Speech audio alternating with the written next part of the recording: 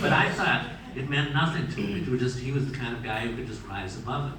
Well, it's true, he didn't care about the money. But as Loanne described him, and it just must have pained her so, because nobody could have loved a husband more than she did, or a spouse more. And nobody could have, she admired him just as much as she loved him. But as she described it, she said, Peter, he was a gambling addict. There's no other way to describe it. And at one point early in their marriage, she said, you know, you care more about the gambling than you do about me. I think we should go back to a strictly professional relationship. Anyway, I could never have written that. And I mean, in other words, you can't speculatively write something like that, although I know people do all the time, but you can't project that. But that was these were the things. And so, like I say, Colonel said, you know, you thought you were done with writing biography. Well, ha. You know? We've got just a few more minutes. Excuse me.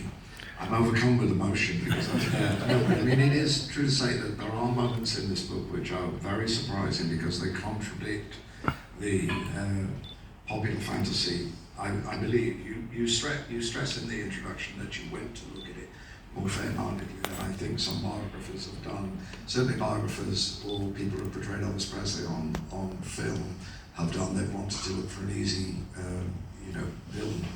And obviously Colonel led with his tongue sometimes in his own words. I mean, I can go through some of these questions quickly just so that we acknowledge them. There's one here: Did Elvis tour?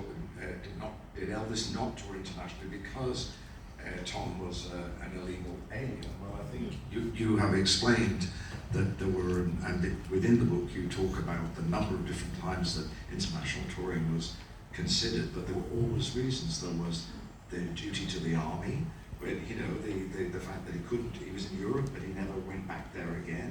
There was moving to Hawaii, which any tour planner would know can sometimes be a stepping stone